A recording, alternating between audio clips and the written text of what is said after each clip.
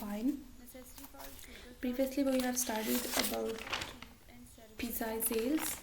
Now we are going to discuss about the Ericyphales, which lies under the phylum Ascomycota, which we have previously studied in detail. Ericyphales are known as powdery mildews because they cause a disease of powdery mildews which appear in powdery form on the surface of a leaf or on the surface of the host because of the appearance of abundant quinidia. It's a very important character. There is a presence of abundant quinidia due to which ericyphales cause a disease of powdery mass. Here in the diagram you have seen many pictures of the leaves on which you have seen a whitish type of powdery mass on the surface of leaf. Here you can see the powdery mass on the surface of the leaf. Powdery mass of leaf is due to the ericyphales. Here they are known as ectotrophic parasites. When they are in the form of powdery mass, white mass on the leaf, they are known as ectotrophic parasite of leaf. What actually the ectotrophic parasites are? That they grow on the upper surface of the leaf and get food from the epidermal cells. These conidia, these powdery mass grow on the upper surface of the leaf. Here you can see all the powdery mass is present on the upper surface of leaf, somewhere in the very frequent form, somewhere in the very reduced form, but it is present on the upper surface of the leaf and they get food from the epidermal cell and do not penetrate deep down inside host. Don't penetrate deep inside host and get food from the epidermal cells and survive only on the upper surface of the host or plant. They will only survive on the upper surface of plant because they are in direct contact with the epidermal cells and getting food from the epidermal cells. And here one point must be added that they also infect the fruiting bodies. Okay, they infect the fruiting bodies of plant to cause disease. Next come to the classification. You have learned about the classification in previous courses. They belong to kingdom fungi. The division is Ascomycota. Why the Ascomycota? Because of the presence of ascocarps in which the ascospores are produced in the asci. Asci is the main character of the Ascomycota. While talking about the hyphae bear septa and are simple, and there is the presence of burning bodies in the hyphae. You have seen in the general characters of Ascomycota, and they belong to class Lithiomycetes and order Ericyphales, which we are going to discuss. Then come to the introduction. There is only one family Ericyphaceae under the order Ericyphales. It includes only one family.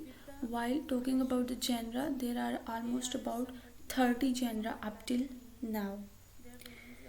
While according to Kirk et al. In 2008, there were approximately 100 species, but now there are 500 species according to the Webster. Then they cause a disease of powdery mass or appear on the form of powdery mass on the surface of the plant. They are biotrophic pathogens of the plant. You know what are the pathogens? Pathogens are the disease causing organisms. So why they are obligately biotrophic? Because they cannot survive without their host. They only require a host, and also they cannot be grown in exenic culture, and in fact the host plant up till their death, right, they infect the host plant up till to their death, cannot be kept in exenic culture, but with a very few exceptions some species can be grown in the exenic culture. They are known as ectotrophic parasites also because they produce powdery mildews, ectotrophic parasites, because of the presence of abundant conidia. What are the conidia? Conidia are the asexual spores produced in million in one hyphae. When you are taking one hyphae, there are million of spores of conidia in one hyphae, and they are present on the surface of the leaf in the powder form, hence called powdery mildews. And the disease of powdery mildews is caused on the surface of leaf. It in fact angiosperms means the dicotic plant, while with the few exceptions, but it also infect the plants of monocots like Erysiphus graminis. In fact, monocot. It was the previous name of Bloomeria graminis. Its previous name was Erysiphus graminis. So it infect the monocot plants. Here you can see the infection of Podosifera leukotricha. It is an infection of a member of Erysipheraceae, Podosifera leukotricha, which infect the apple. Here you have seen the infection on apple. Podosifera leukotricha affects the apple family. It infects the apple, and here you have seen the infection on the upper surface of the apple. Why? Because it get nutrition from the host from the upper surface.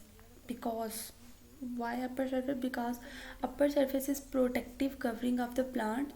So when it damages the upper surface and the infection appears, the yield loss is very heavy due to the damage, and which is caused by the members of Erysipheraceae, as you have seen in the diagram.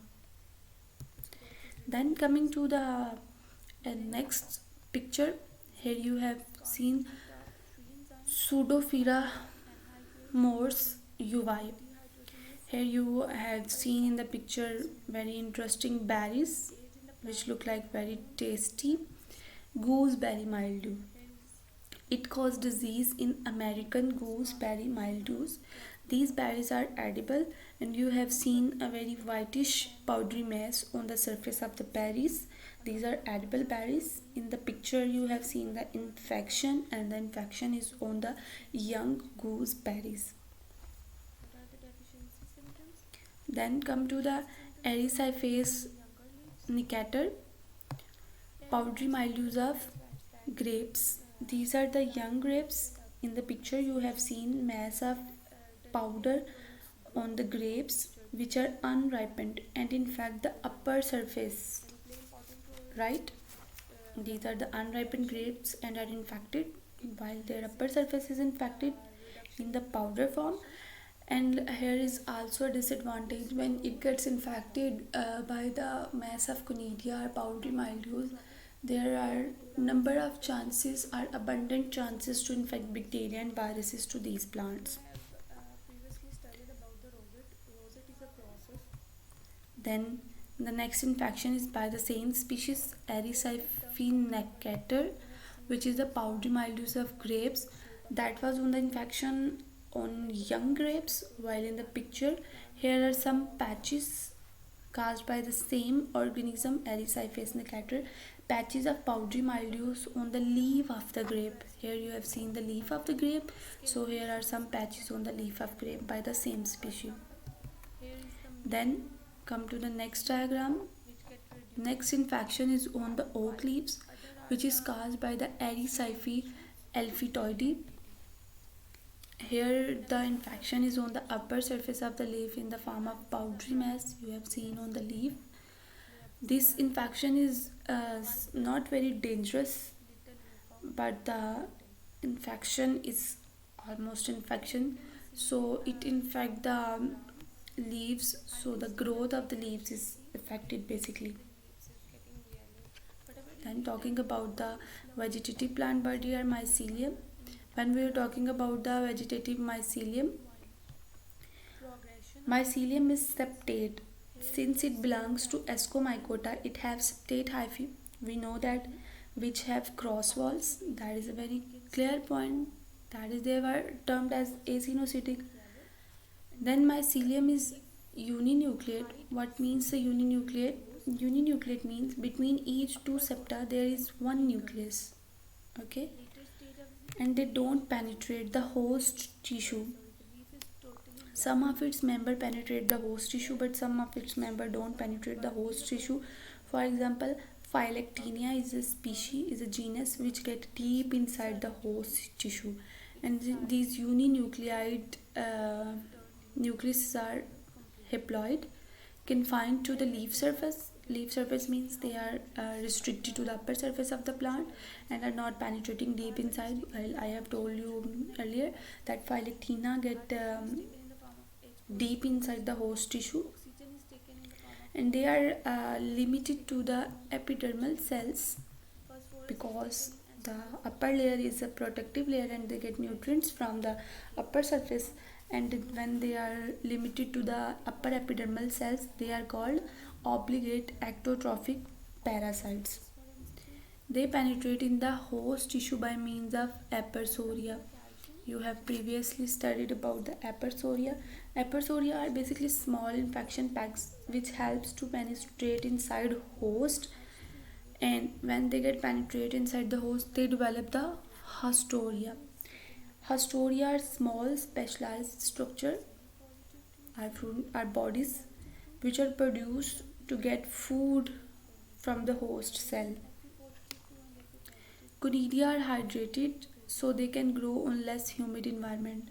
They have hydrated conidia and do not depend on abundant water because their hydria are hydrated, so they don't need any abundant water to grow, since in fact they can grow on the humid places or humid environment.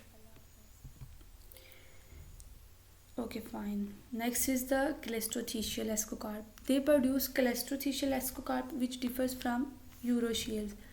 What actually mean the clestothecial ascocarp? Clestothecial ascocarp means that they have enclosed fruiting bodies. They don't have any opening in their fruiting bodies which are globular. Here you can see it's a globular fruiting body. There is no opening present at anywhere. And previously you have studied about the clestothecial ascocarp in very detail in the order Pisizaceae, and its member like Pisiza produce apothecial ascocarp. Apothecial ascocarp mean that hymenium is exposed in a cup covering called as peridium. Fine. And clestothecial ascocarp differ from the ascocarp of uroshiels, which is an order in the class Plectomycetes and is represented by genus Penicillium. Uroshiels is an order in the class Plectomycete and is represented by the genus Penicillium, and you have studied about the penicillium in very detail in your previous course Diversity of Vascular Plants in your previous semester. Now if you have seen the diagram, first diagram, acai are present in the row. You have seen acai are present in the row, and acai originate from the base of the clestothecia, while in the second diagram acai are scattered in the inner mycelium of clestothecia. It's also clestothecia, it is also clestothecia. Here are the acai of erysipelas which are in the row form and originates from the base. Here are the acai which are scattered and are rounded, scattered in the inner mycelium, bear rounded acai. So it are the acai of Plectomycetes, that is the penicillium. You have studied about the penicillium in details. So the acai of erysipelas are oblong somewhat and originate from the base, while the acai of uroshiels are rounded acai. Then come to the Erysipeae, which is the type genus of this order Erysipelas in the family Erysipeaceae. It is the largest genus Erysipeae. 50% of all the species of belong to this family. 45 out of 873 are anamorphic. What is anamorphic? Anamorphic means that they don't show sexual reproduction. 50% members do not show sexual reproduction. And when they are not showing the sexual reproduction, they are termed as pseudo-idiom.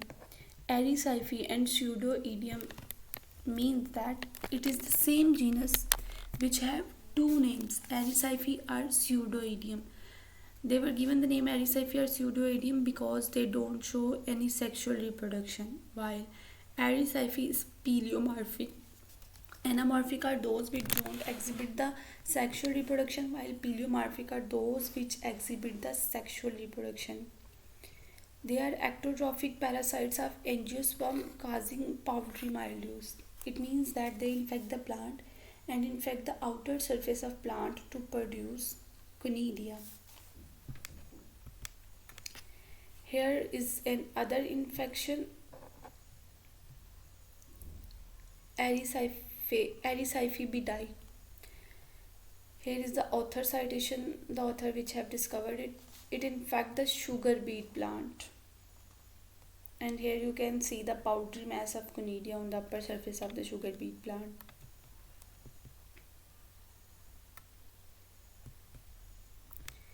Here you have seen the actual or current name of the Aricyphaceae graminis, which is now the Plumeria graminis. Its previous name was Aricyphace graminis, that was given by a scientist GC. It infects the cereals, that is the monocot plants. It infects the monocot plants. Commonly they are called as barley or corn mildews because it infects grasses, especially it infects wheat grasses, and hence called Plumeria graminis because it causes severe infection in wheat. Only genus is Plumeria, which bear anamorphic stages and is termed as Oidium triticale. That is very important information.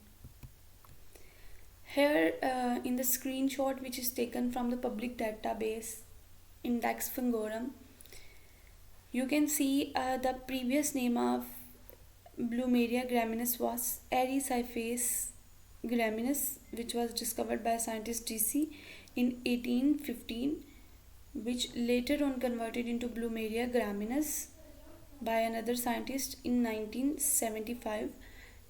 In 1975 it was named as Plumeria graminis because the literature have been updated now. And to give the credit to the scientist, his name is written in brackets for its credit, and now the name is changed into Plumeria graminis. Here is references for the reading material which you can concern.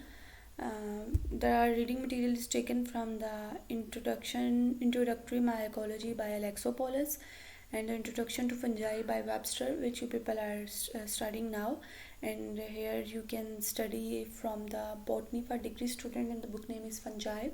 Here you can see the more diverse information about fungi, and you can concern this link for further details or further studies. Thank you so much. Allah Hafiz.